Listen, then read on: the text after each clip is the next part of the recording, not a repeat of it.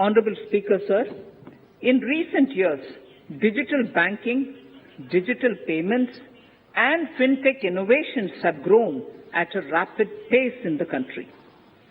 Government is continuously encouraging these sectors to ensure that the benefits of digital banking reach every nook and corner of the country in a consumer-friendly manner.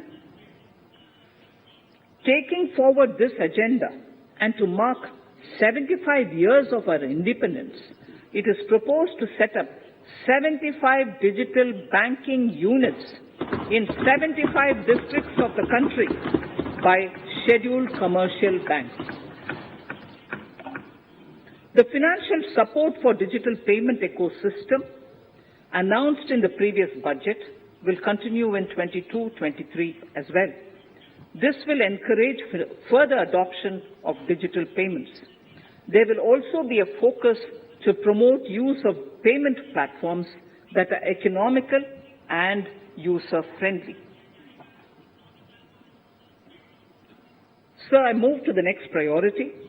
In recent years, over 25,000 compliances were reduced and nearly 1,500 union laws were repealed. This is the result of our government's strong commitment for minimum government and maximum governance. 1,486 union laws were repealed. Our trust in the public and ease of doing business is what is highlighted here, sir. For the Amrit Kal, the next phase of ease of doing business 2.0 and ease of living will be launched. In our endeavor to improve productive efficiency of capital and human resources, we will follow the idea of trust-based governance. The new phase will be guided by an active involvement of the states, digitization of manual processes and interventions, integration of the central and state level systems through IT bridges, a single point access for all citizen-centric services, and standardization and removal of overlapping compliances. Crowdsourcing of suggestions and ground-level assessment of the impact with active involvement of citizens and businesses will be encouraged. A single window portal, Parivesh, for all green clearances was launched in 2018. It has been instrumental in reducing the time required for approvals significantly. The scope of this portal will be expanded to provide information to the applicants based on location of units. Information about specific approvals will be provided.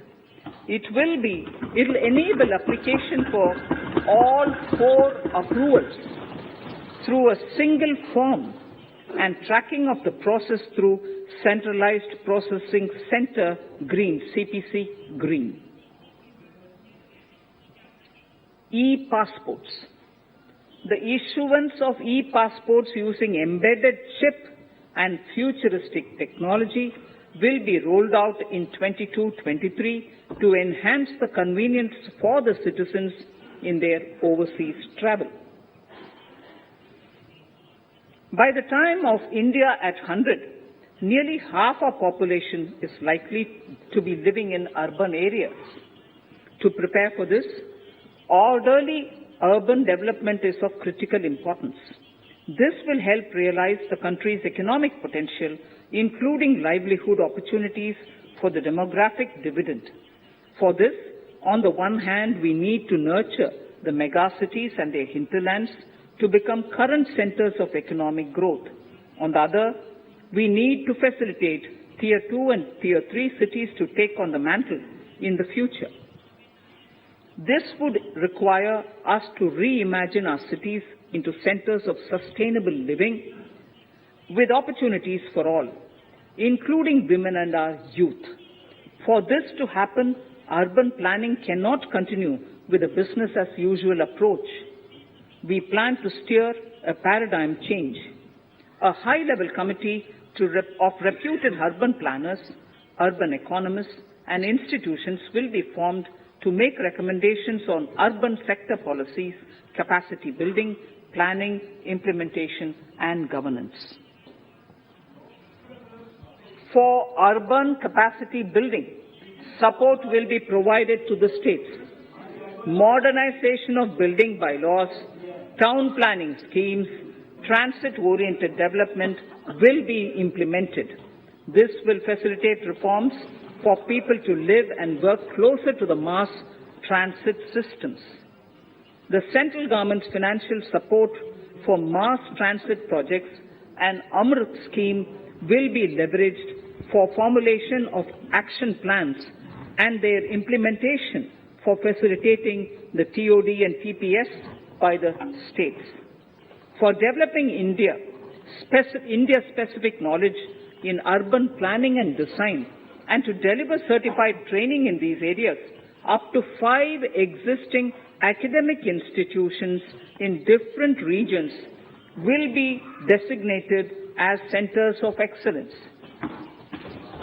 These centers will be provided endowment fund of 250 crore each.